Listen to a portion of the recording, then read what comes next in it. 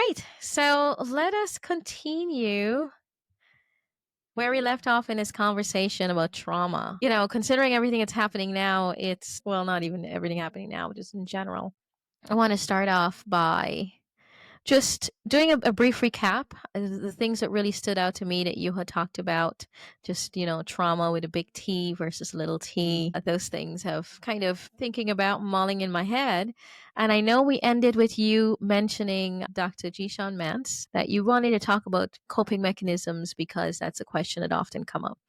So welcome to another episode of Learning for Truth and Love. And Dr. Mance, do you want to briefly just say some things about yourself again and before we get started? Sure. I'm excited to be here today. My name is GiShawn Mance. I'm Associate Professor of Psychology at Howard University. My work primarily focuses on community-based participatory research with an emphasis around community-based, trauma-informed community-based interventions. So what that means is that I typically partner with communities and identify a mental health concern for that particular community and implement interventions that are tailored to what their particular concerns, and the intervention is trauma informed. Also a licensed clinical psychologist with a private practice, primarily see children and emerging adults, so that's ages roughly 6 till about 25. Is my primary area of focus, but I also see adults as well. Okay. So Awesome. focusing on internalizing symptomology, so anxiety, depression, PTSD. Awesome. Thank you so much. I'm going to save the questions that I already have to, just have you start by talking about through seeing your working with these communities and seeing children, young adults. What are some coping strategies you've used or recommended for different age groups? That's a really good question. First, I'm probably going to give a more general response. I often lead with healing, like healing starts in community. But I always like to clarify that when I'm saying community doesn't necessarily mean individuals who live on your street. Community, when I talk about a sense of community, is people who you commune with, who you feel like edified you, who are kind of helping you build, right? And also who are able to give you authentic truths. So that's the helping to edify and helping to grow. So community isn't necessarily by happenstance. We live on the same street or in the same zip code. As regards to community that we develop, that we cultivate and that we find at times. Now, the community that we live in and the people who we live among, that is another version of community that sometimes we don't always have control over who our neighbors are, right? And what may happen in the neighborhood.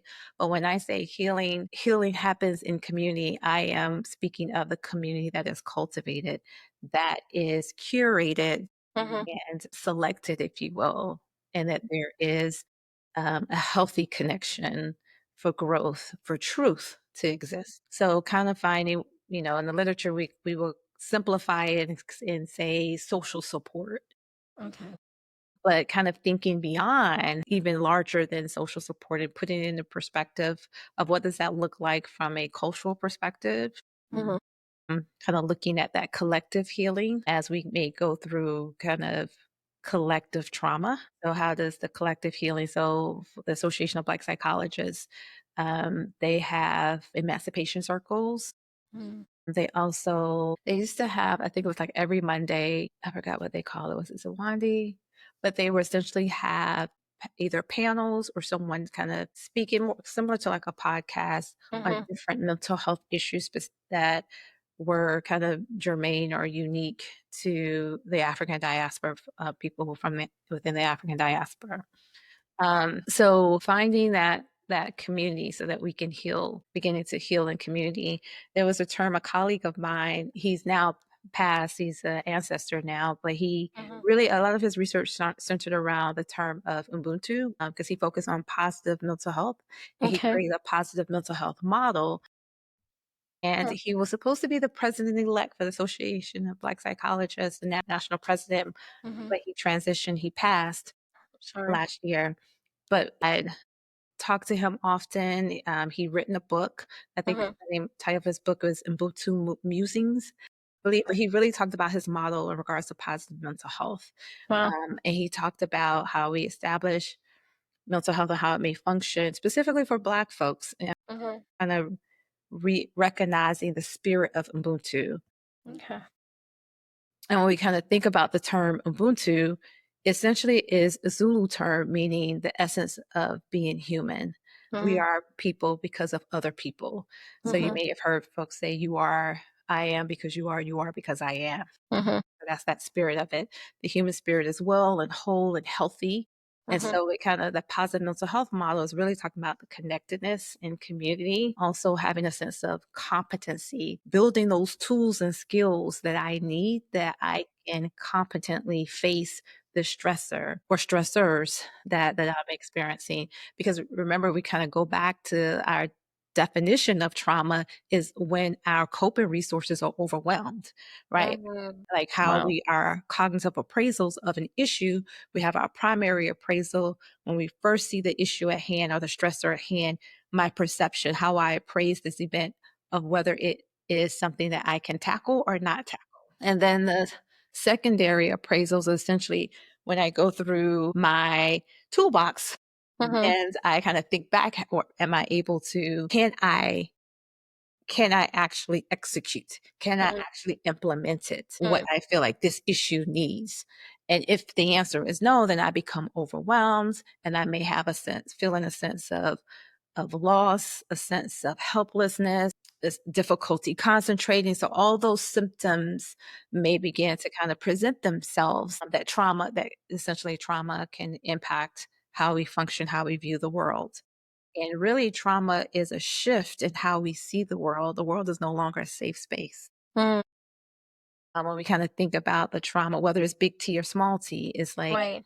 that anticipatory anxiety, if you will. Like Mhm. my framework of the world being a safe place has been challenged, has been shaken, has been taken Mm. away in some way. But thinking about healing in community and positive mental health, Mhm. connectedness, building a sense of community, finding that sense of community, and then building those tools of competency. So as opposed to being reactionary, a lot of times we may react, right? Because Mm. we're in that Right. fight, flight, or freeze response. So Mhm. it's almost like automatic, but allowing ourselves that moment to give context Mhm. so that we appraise, place in context of, am I safe? Can I meet this challenge? Is this beyond do I have, what power or control do I have in it or not? And then once we have an honest assessment of that, then either thinking about community, finding within community those who, what I feel like I don't have, Mhm. finding those individuals who can provide that for me, Wow.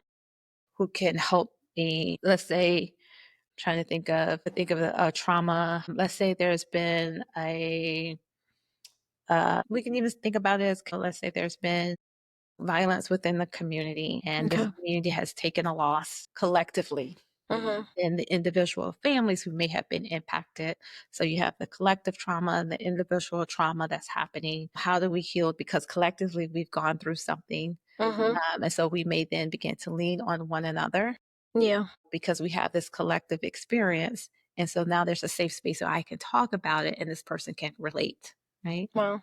But then the healing, so that's part of the healing of like, I have a space where I can talk about it, Mhm. others can relate. And then the other side of it is those who are able to kind of give me resources, whether it's deep breathing, things that help me to reset my central nervous system, things that help me to, whether it's meditation, whether it is more the cognitive aspect of kind of reframing, whether it is something as simple as my basic needs of Mm. folks feeding me or feeding my family because of the emotional roller coaster that we're on at the time, Mhm. trying to find something to eat or even thinking about what I'm going to eat today Mm. becomes stressful.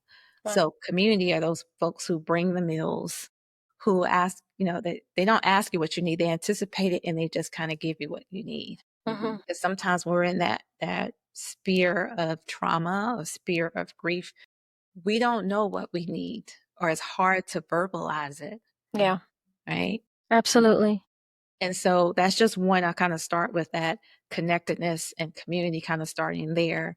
And then we can kind of get into some more specific Mm-hmm. types of strategies that may or may work. But again, I always start with community, and Mm-hmm. then we kind of transition as an aspect of community therapy, Right. right? And yeah. Wow. My goodness.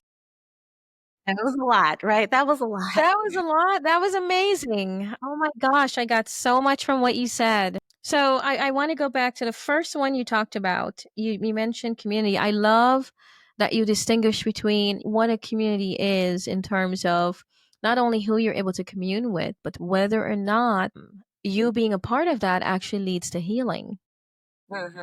And having that define what a community is, so it's something we don't talk about, even though it's how we feel, right? If you're in a space where, whoever you're surrounded by doesn't lead you towards healing and instead leads you towards trauma, are you in commune with them? Are you part of community with them? I am so curious, starting with the first one you mentioned, which is emancipation circles. Could you elaborate more on what that is? And how you've used it and things like that, if you Yeah. have. So those circles were started. So essentially, it was the Association of Black Psychologists Mm-hmm.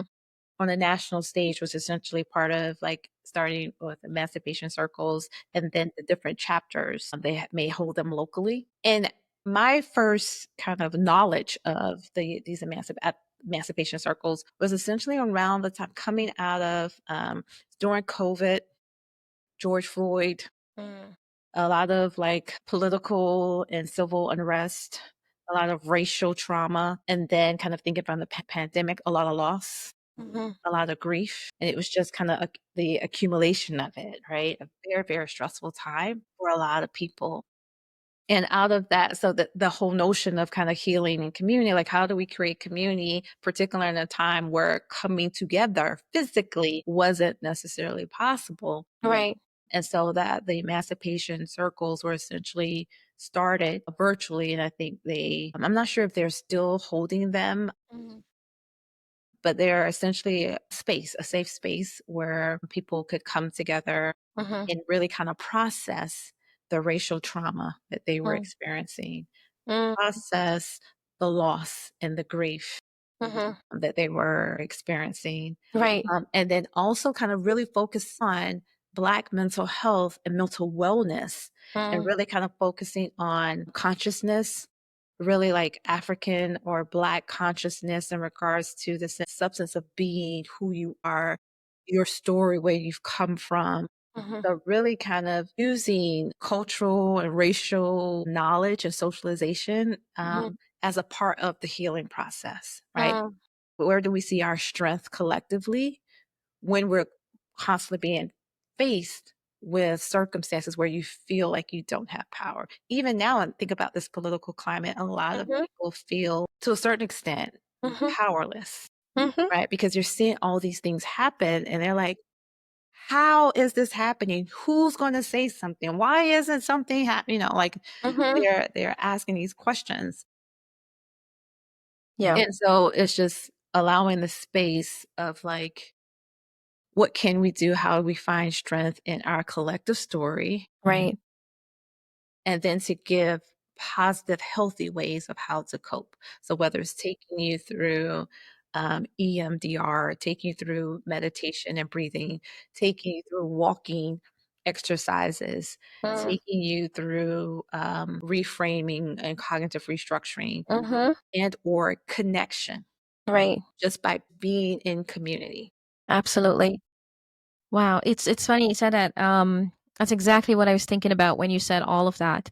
I imagine that those who were not able to relate to that kind of dismantling during racial and I guess in some way dismantling of our dignity can relate to that a little bit more now. Sometimes it's very hard to understand someone else's trauma without actually going through it yourself and without actually understanding that need. I see a great deal of efforts to reframe, right? And to understand now that I didn't see then because many didn't see the connections, but they were always there. I'm looking at the second, what you mentioned, the How do you, I guess it's a strange question. You said, initially I thought you said Obutu or Butu.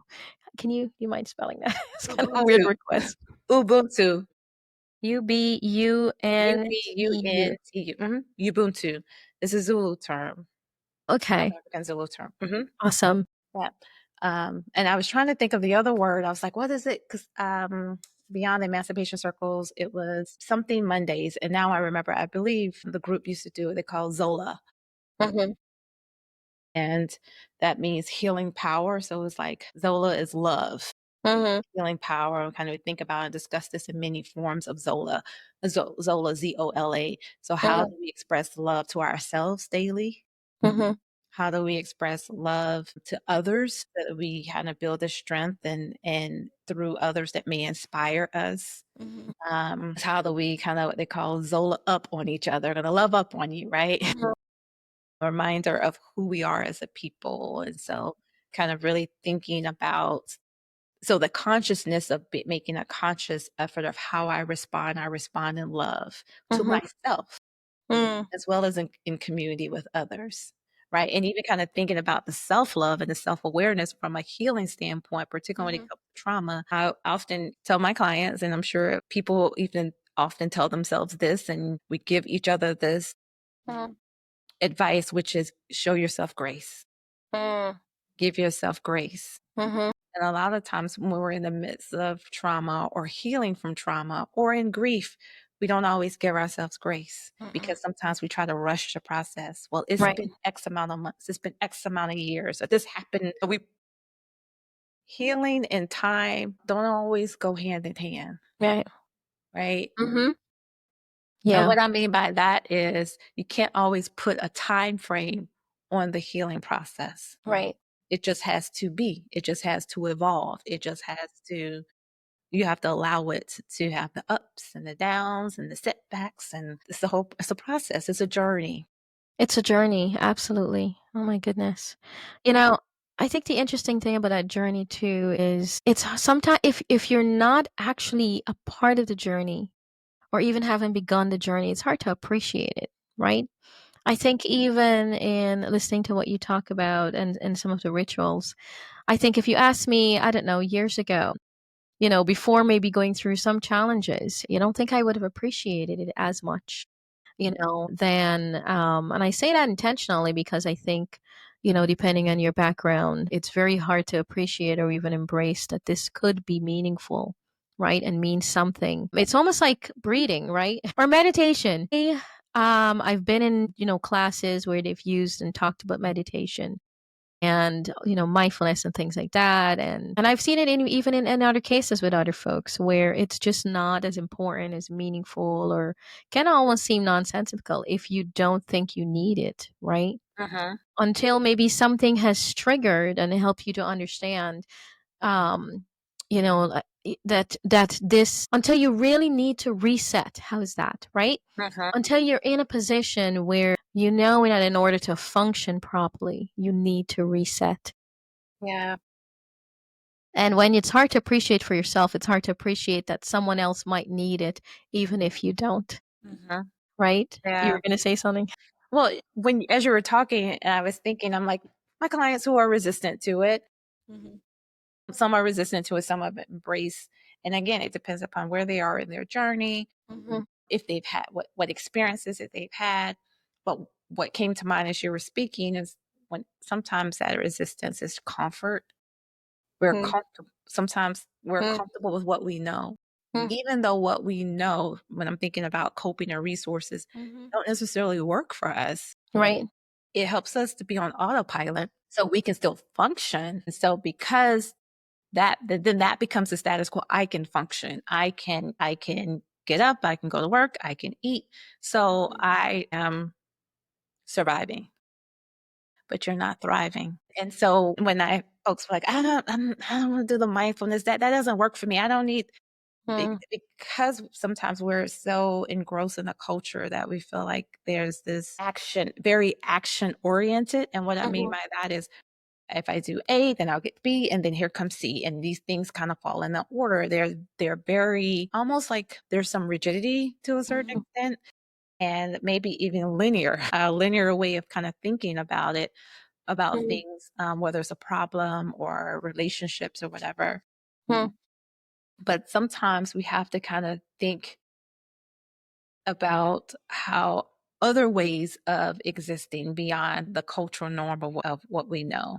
Wow. We know linearity, but maybe there's a circle. And let's explore this circle. Yeah. So this idea of like the breathing doesn't do anything for me.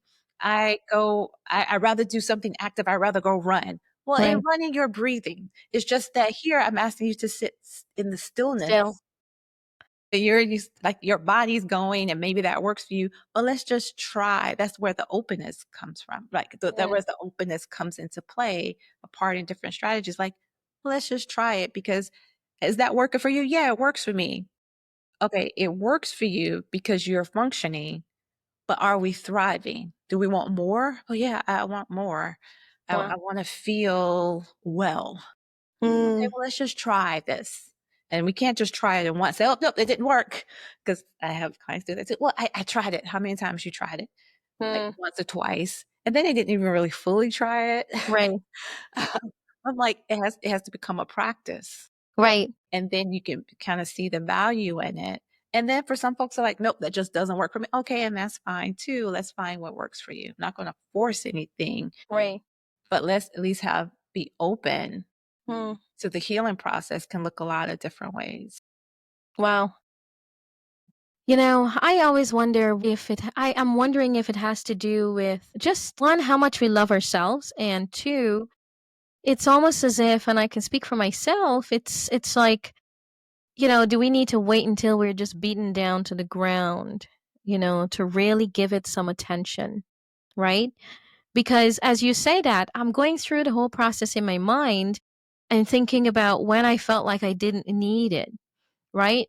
The fact that, yeah, you can engage in it mentally, but your body's still going, so you use your body instead.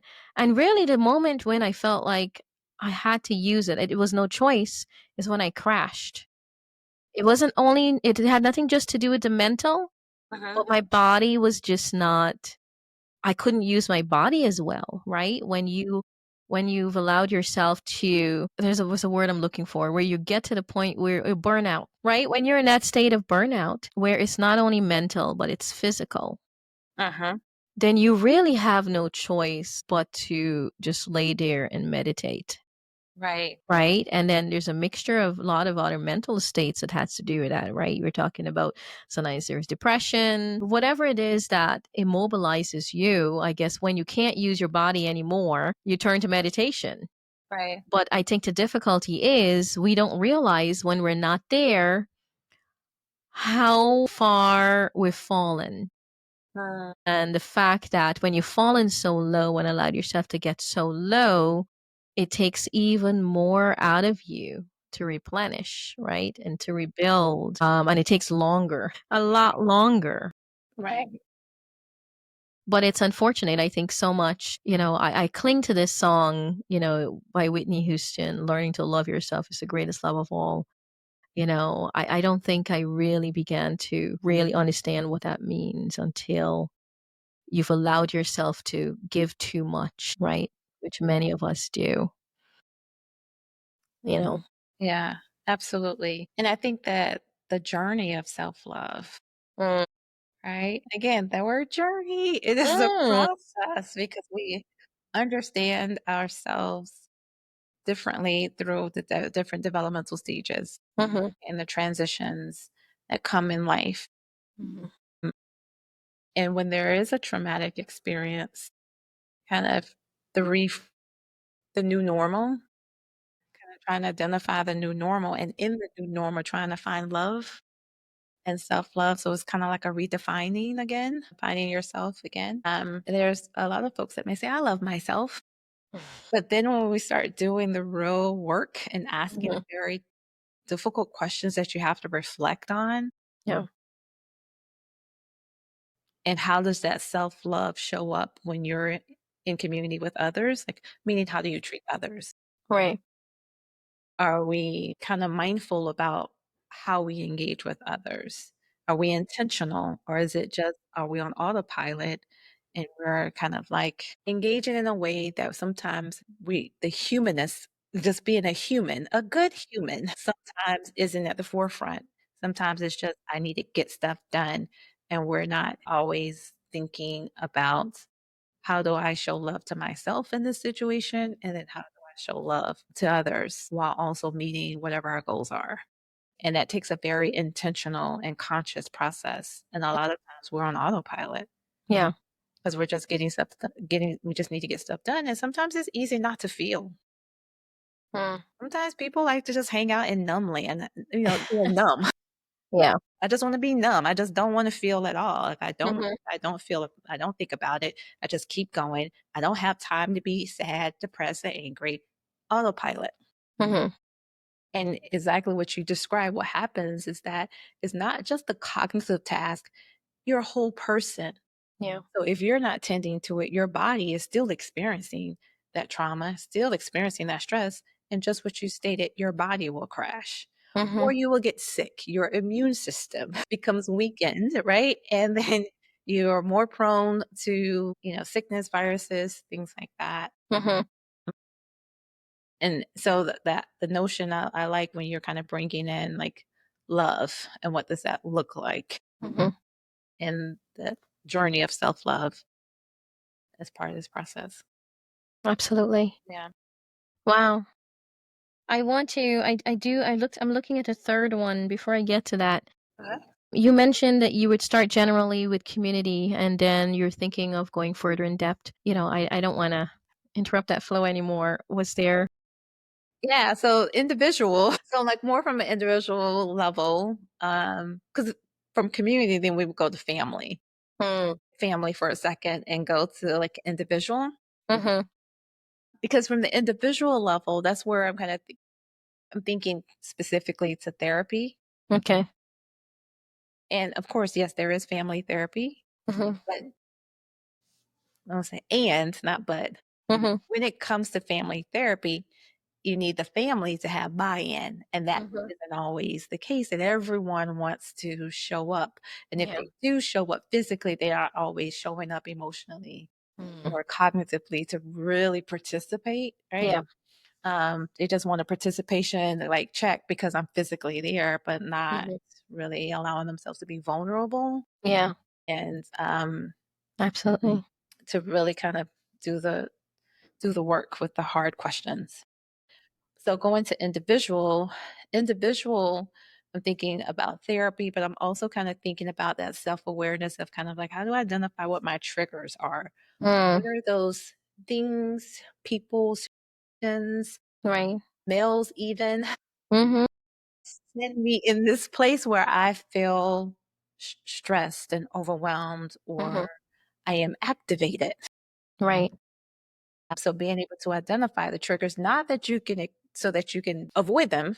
Mhm. Like, I know this triggers me, so I'm going to avoid it so that you will know either how to learn how to handle when like that trigger happens and you're activated. Mhm. But then to also know there are times where distraction and avoidance can be a helpful coping mechanism, but it can't be your only one. Right. Right. I remember I'm trying to think, there's a saying, it was, before healing began, you have to heal yourself was one of, it's like a proverb. Another one Absolutely. was that if your only tool is a hammer, you will Mm. see every problem as a nail. Mm.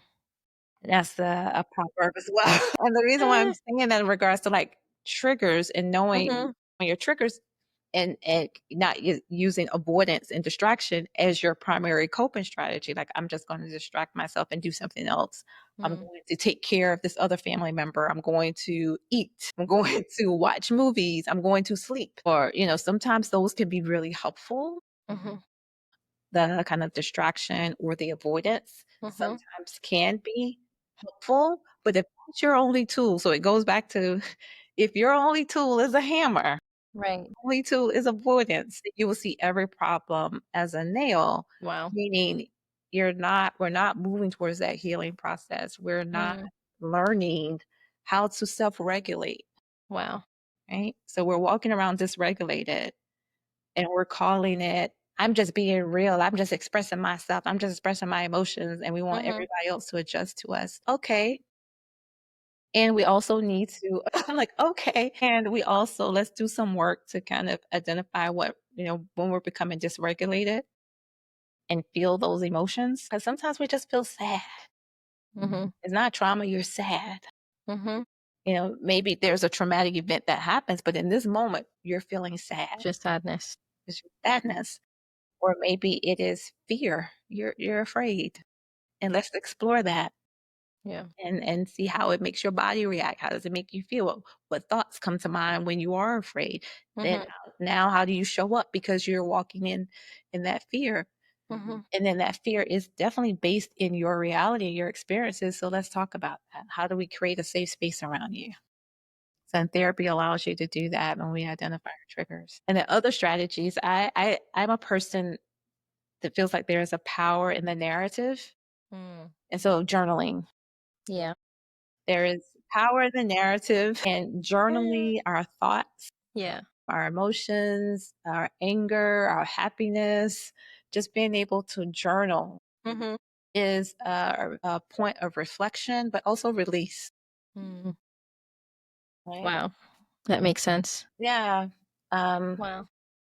so these are just from the individual, kind of like when we're thinking about like trauma, but Mhm. specifically these overwhelming emotions Mm. that we have or overwhelming stressors that lead us to feel dysregulated, feeling lost, feeling numb, feeling like I'm just existing, I'm on autopilot, feeling unstable, Mhm. moving towards wellness. Like I want to feel well. Mhm. Well doesn't mean I'm happy all day. Right. Just feels like, no, I feel well. I feel like my head is clear. I can make a decision. I feel healthy. Like I can go for a walk. Mhm. I can allow myself to do movement, and movement is another strategy. So whether it is walking, running, stretching, Mhm.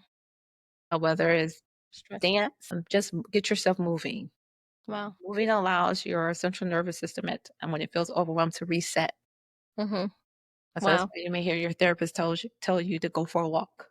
Yeah. And being outside in nature as Mhm. well can be very therapeutic and allow space for a lot of different things that can happen in nature. The fresh air, um, the walking. Mhm. And then sometimes you can go for a walk somewhere on a trail and just scream. Mm. Just scream. Absolutely. Right. Right. And it's the release. It's the release. Like there's Mhm. intense emotion. I need to release it. Mhm. And I'm doing it in an environment, in a place that it doesn't cause harm to myself or others. Mhm. And then once I let it all out, then now allow let's action. Now let's move forward. What is the action that I can be well? Mm. And what does well look like for you? Because what looks like well for you may not be well for me. So kind of so that's why I'm looking at the individual level of these different strategies of wellness, self-aware, love, Mhm. and then kind of concrete actions of like journaling, movement. Mhm. Sometimes just taking a pause, Yeah. just taking a pause. You don't always have to jump and do things. Just kind of taking a pause, take a Mhm. moment. Sometimes you have to create your pause and your stillness because life is going to keep going. People are going to always want their responses, but you need a pause because in this moment, I'm still dealing with this trauma that happened, whether it is the offense that someone did to me, whether it is a loss, whether it is the loss of a relationship, Mhm. racial trauma, like that event still resonates with you. It happened to you. So Mhm. you have to take the pause because life is still going. It didn't happen to them. It happened to you. Right? Absolutely. Right. Wow. Wow. That's a mouthful there. That's amazing. Yeah, I guess I'll ask this question now because one of the things that keeps coming up for me, and it's not so much that I think it's mostly coming up because I've dealt with a lot of it and wanting to move life to the next level. You mentioned Where it is. You mentioned something about in terms of just finding, oh my goodness, I love where you talked about trauma being the fact that coping resources are overwhelmed. But one of the things that keeps coming up for me is there's a shift that I'm seeking and hoping for, especially when it relates to gender Mhm. in our society in general. That keeps coming up because it's also connected. I've seen it in situations where, you talk about the family, right? And even I've seen it where I completely agree with you when you said we have to always start with us, right? Mhm. When I think about even raising our child, that's the first thing I thought of. We need to start with ourselves. Right. But getting everyone on the same page mean also getting, your not just your female, but your male partner, right? In therapy and being on the same page with you all. And I mean, I see it, there are amazing benefits to that, which I've seen, right? You not only learn your each other's triggers, right? You learn there were triggers there that you didn't realize were triggers, right? It's building a community together, right? Where you can both heal and benefit each other. I've also seen in situations where because, as a family, when a family did not seek that community together and seek that healing together, I've seen families torn apart. Mm. But I've also seen when you talk about community, just how entrenched beliefs about gender, is it's almost like I'm being forced to confront it. Mhm. Because in seeking community in other spaces, I began to see more and more where it's almost as if there is sometimes it's perceived as if there is a partial, um, I don't want to say a partial romance with a certain, well, I don't want to say romance. Well, I guess I want to say it, but it's almost as if there is a romance with colonialistic thinking, right? Patriarchal thinking. Mhm. Um, that is danced with, right? Mhm. And so, I'm trying to figure that out as well, right? Mhm. But going back to my friend who passed, and his talking about his theory of positive mental health. His name is Derek Wilson, Mm, and I've done some panels with him. We've co-presented, and one of the things that he would talk about um, is kind of how do we kind of establishing our mental health, and talking about femininity, humanity, and masculinity. And he delineated those terms in regards to femininity is being, while humanity is belonging, and masculinity is doing. And when we kind of think about it, we all have these components. mhm, It's not like men are masculine and they do.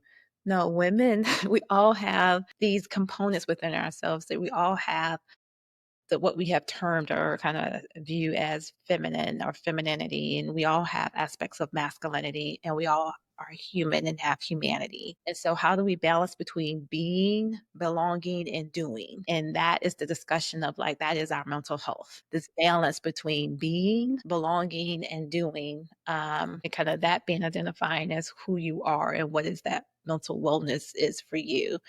Right. And so when we kind of think of like, okay, how do I tap into my doing, my kind of feeling like I need to make a decision, I need to, all of those things, a part of you, not saying that, oh, there's a masculine, I'm a man. No, it's part of you. And part of you have all of these mhm, aspects and qualities of you, but we've likened that and identified that towards masculinity mhm, and the being towards femininity.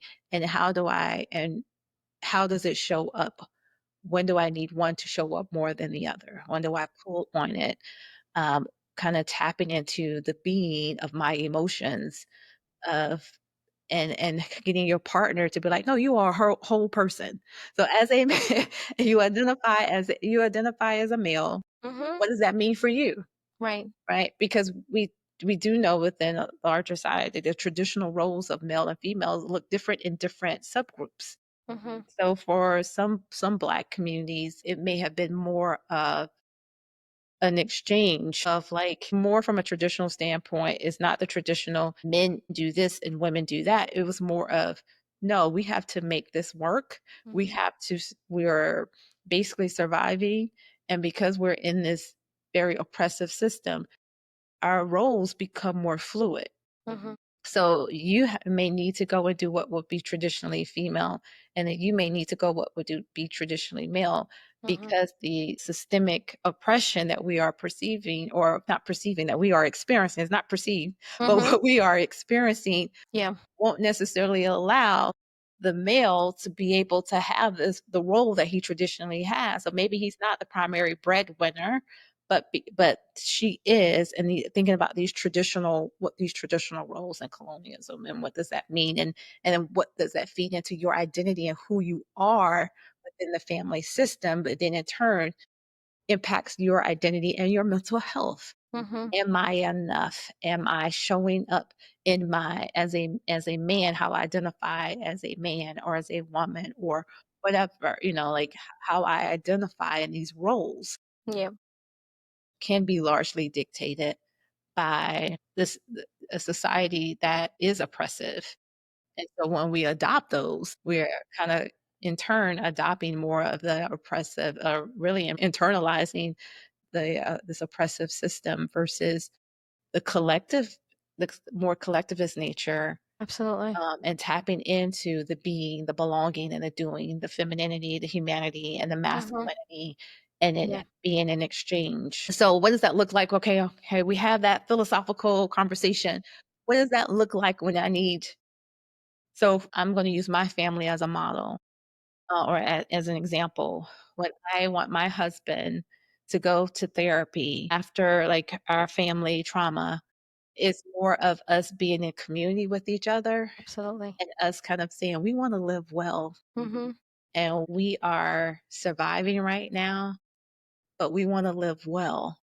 And Absolutely. so when we because of our love for one another, Mhm. then my husband's gonna be like, "Yeah, yeah, we're going to couples therapy. Mhm. Yeah, we're going to couples therapy because we're in community with each other, and we both want the same goal." But Absolutely. what does it look like when one person's identifying that, we're on autopilot, or we're not even on autopilot, we're not even functioning right now. Mhm. We're just existing. And Yeah. the other person is like, I'm good. Mhm. They're not interested in I won't say they're not interested in wellness, but they're okay, or they're good, or they are willing to stay where they are. Mm. So you're not on the same page. And so then when you start talking about therapy, and you kind of thinking all these messages, and your partner's like, "No, we don't do therapy." Mm. And that's when we have the conversation of, Yeah. "Well, we've been doing what we've been doing. Is it working for us?" So it's like, "Okay, well, then what do you wanna do?" And then sometimes you have to go through this exercise of like, "Okay, we've done all the things that you suggested, and they didn't work. Okay, let's try my suggestion." And then you kinda move there. But again, that's with a partner Absolutely. that is willing to meet you. Not even, sometimes it's not halfway. They just, even if it's just a step, "Okay, I'll meet you with this one step." Absolutely. No, and when you don't wanna be it is an indication of, I believe it's an indication of the extent to which you wanna be in commune too, right? Right. And the extent to which you're willing to put that work in. Right. Because either way, it's gonna be work, and you're gonna work to be together, or you're gonna work hard because you're tearing each other apart, right? Right. And so it depends on which work do you wanna do. Mhm. And then I had some, we talked about kinda creating community and finding support, Mhm. and I wanted to mention just a couple of resources Okay, that awesome. some folks may or may not have heard of Mhm. these resources, and they are specifically for, um, they're focused more so towards, Black mental health and mental wellness. So I wanna say that. And a very popular one is therapy for Black girls. Okay, You and I have can a post these. Yeah, there's a directory, of therapists. You can find a therapist in your area. They Mhm. also have, there's a podcast. They talk about different, kind of issues and topics there as well. But then there's also, a lot of resources, whether it's books, articles. There's a weekly like email of like, they call it sweet tea. And then it just has like information about like mental health tools. Okay. Um, then there's a Clinicians of Color directory. Again, that's a place where you kind of just find, like, you put in your location Mhm. and essentially what you're seeking therapy for, like anxiety, depression, life transition, and then it Mhm. kind of generates clinicians of color that may be in your area. Um, there's a content creator, it's a group, and they're Black Mental Wellness. It's probably about 4 or 5 Black women psychologists, and they're in the DMV area, and they do a lot of like social media content around mental health and mental wellness. Nice. And they have a conference each year. Uh, it's both in person and virtual, Mhm. and they just have different like programming. Okay. That's more like a community level. They don't necessarily do individual. And then there's for folks who like, I'm not into meditation, there are apps that can kind of help take you through and kind of ease you into it. Mhm. Zen Care, Liberate is an app that focuses on BIPOC, Black, Indigenous, people of color, and Okay. just kind of talking about different social political issues and topics and Mhm. kind of taking you through meditation Okay. as well. Mhm. Yeah, and then there's Headspace, where they kind of take you through breathing and meditation and stuff like that.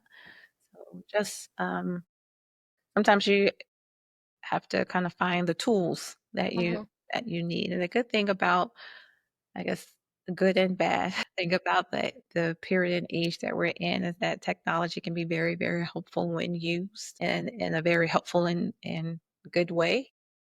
But these tools are not as it's not a substitute for therapy, right? Right. For someone who's trained and licensed. And, yeah. Wow, this is great. And I'll get those specific resources from Dr. Mance and post the links on the podcast channel. Dr. Mance, thank you so much. This has been an amazing conversation. Obviously, we can continue this conversation forever. There is so much to talk about. I Absolutely. did forget to tell you, I have a big trunk. I know you can't really, probably can't see my hand and how big I'm showing you. Just of journals that I've written over the years. It has been an amazing outlet for me. Of course, there are different times when I actually try to go back and read those, and I realize, oh my gosh, can't read that. It's like, Right. okay, staying in a trunk right now. Yeah.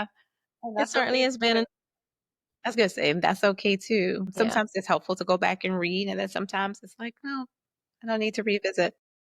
wow. So thank you so much. And I want to say, to everyone, we're talking about learning to for truth and love and what learning means. And there's an emotional part for learning to learning, right? There's an emotional connection to learning that oftentimes in our classroom we don't necessarily know how to connect it to. One of the things I love that you made this comment that I love that if the only tool you use is a hammer, you see everything as a nail. I love that because it really reminds me of, if you're using the same strategy over and over again, you're going to get the same results. And sometimes not only to get different results, but to see the problem differently. Sometimes you even have to try something different, right? Because I find that depending on the strategy I use, it's very revealing. Are students understanding? Right. Are they responding? Mhm. And you also said something that really reminded me of the classroom space in terms of, can I execute? Right. And as soon as you said, I really thought about the student not being able to function and give us what we need or what we want and what that means for what needs to be worked on. Maybe starting to ask different questions. Um, is definitely important. So thank you so much. If you enjoyed this episode, please like this video and subscribe.